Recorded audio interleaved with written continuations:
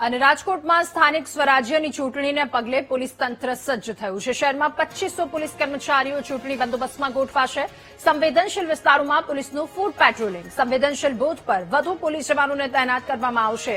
શહેરની ચેકપોસ્ટ પર વાહનોનું ચેકિંગ પણ શરૂ કરી દેવામાં આવ્યું છે। ત્યારે આચાર સંહિતા લાગુ થયા પછી 77 લાખની કિંમતનો દારૂ પકડાયો છે। સ્થાનિક સ્વરાજ્યની ચૂંટણીના હવે મતદાનના ગણતરીના દિવસો બાકી છે। રાજકોટ પોલીસ દ્વારા પણ ચૂંટણીને લઈને વિશેષ કામગીરી છે તે કરવામાં આવી છે। આપણી સાથે ક્રાઇમ બ્રાન્ચના ડીસીપી છે।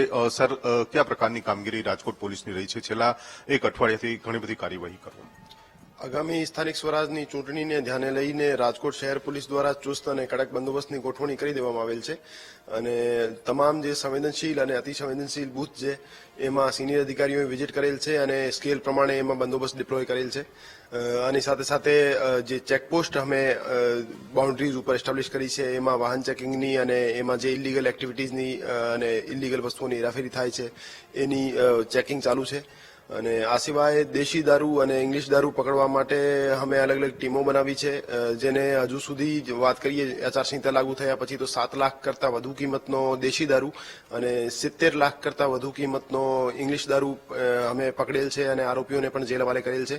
આ સિવાય અટકાયતી પગલાંની કાર્યવાહી અમે હાથ ધરી છે, જેમાં તમામ પોલીસ સ્ટેશનના સ્તરે 107, 151 જે જૂની વાત કરીએ તો એ કાર્યવાહી કરેલ છે અને પાસા તડીપારની કાર્યવાહી પણ અમે અમારા સ્તરેથી કરેલ છે, જેમાં 15 કરતાં વધારે જે અસામાજિક તત્વો હતા એને જેલ હવાલે કર્યા છે। આની સાથે સાથે તમામ જે સંવેદનશીલ એરિયા છે જ્યાં જૂના ઓફેન્સીસ બનેલા છે અથવા શક્યતા છે ત્યાં અમે ફૂટ પેટ્રોલિંગ કરી અને ફ્લેગ માર્ચ કરી એરિયા ડોમિનેશન પણ કરેલ છે। આ રીતે વાત કરીએ તો અમે રાજકોટ શહેર પોલીસ દ્વારા તમામ તૈયારીઓ પૂર્ણ કરી લેવામાં આવેલ છે અને અમે પ્રતિબદ્ધ છીએ કે શાંતિપૂર્ણ રીતે નિષ્પક્ષ રીતે ચુનાવ આયોજિત થાય। સંવેદનશીલ વિસ્તાર કેટલા આપણી પાસે અહીંયા નોટિફાઈઝ થયા છે અને કેવી રીતનો ત્યાં બંદોબસ્ત રાખવામાં આવશે? જે અમુક પીએસએલ છે એમાં સંવેદનશીલ અને અમુક પીએસએલ ને અતિ સંવેદનશીલ ડિક્લેર કર્યા છે, તો એમાં અમે સ્કેલ પ્રમાણે વધારે જે બંદોબસ્તની ગોઠવણી કરી, જેમાં હથિયારધારી એસ્કોર્ટ આપવાના રહે છે એ અમે ફાળવણી કરી દીધેલ છે। અને આની સાથે સાથે તમામ જે એવા એરિયા જેમાં જૂના ઓફેન્સીસ રજીસ્ટર થયા છે અથવા અમારે એવું લાગે કે ભાઈ એમાં ઓફેન્સ થવાની શક્યતા હોય તો ત્યાં અમે એક્સ્ટ્રા બંદોબસ્ત અને ક્યુઆરટી પણ ડિપ્લોય કરેલ છે। તો એ રીતે અમે તમામ રીતે તૈયારીઓ જે છે અમે પૂર્ણ કરી લીધેલ છે।